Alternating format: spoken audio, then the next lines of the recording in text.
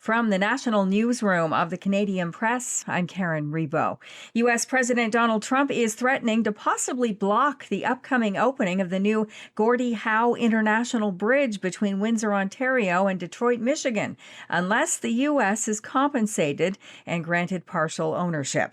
In a social media post last night, Trump said negotiations regarding the project should begin immediately. The Canadian government says it is fully funding the bridge, which will be publicly owned by Canada and the state of Michigan. Multiple Canadian airlines have suspended flights to Cuba amid aviation fuel shortages. Air Canada, WestJet, and Air Transat have suspended flights to Cuba as the island faces a deepening energy crisis. The airline said they are organizing return flights to bring stranded travelers back to Canada, with Air Canada planning to repatriate about 3,000 customers.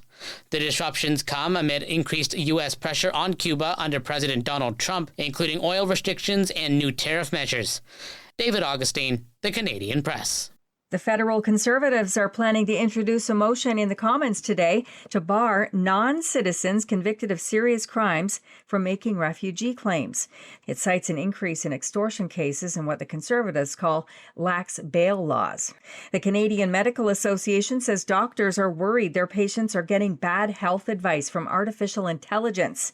A new online survey from the Doctors Group and Abacus data of 5,000 Canadians suggests nearly all of us are going online for health information. Half said they look to an AI search result from Google or ChatGPT for information, and around half said they're getting treatment advice from the AI.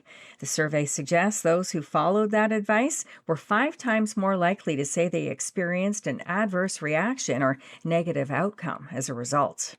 Members of the U.S. Congress who've been given access to the unredacted version of the Epstein files are starting to tell the public what they've seen. The 2 House members who wrote the law forcing the release of the Epstein files say they've now seen in the raw documents the names of 6 men who they say are implicated. One is pretty high up in a foreign government. And Republican Thomas Massie of Kentucky says at least one of them is an American. With Massie was his Democratic colleague, Ro Khanna of California. Stephen Portnoy, ABC News, Washington.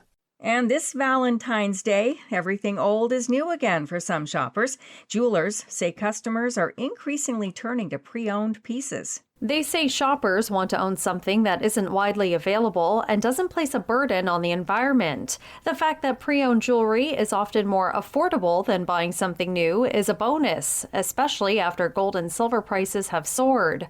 Ottawa jeweler True Bijou says it typically prices pieces that are more than 20 years old at half of what they would be new. Michelle Zedekian, The Canadian Press. This is The Canadian Press.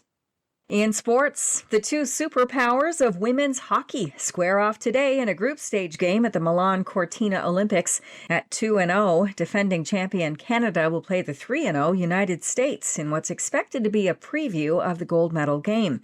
The top seed for the elimination rounds is at stake. Canada might be forced to play without captain Marie-Philippe Poulin, who was injured in yesterday's 5-1 win over Czechia. In the NBA, the Toronto Raptors are enjoying a couple of nights off. They'll get back to business Wednesday night when they host the Detroit Pistons. Last night, the Pistons got 33 points from Cade Cunningham to snap the Charlotte Hornets' 9-game win streak. A fight broke out between the teams in the third quarter, and 4 players were ejected, including Detroit's Jalen Duren. Steph Curry will sit out the NBA All-Star game in Los Angeles because of his troublesome right knee that sidelined the Golden State Warriors star for a 4th straight game Monday night. From the Canadian Press, I'm Karen Rebo. Thanks for listening. Don't forget to follow and subscribe. For more of today's top stories, visit thecanadianpressnews.ca.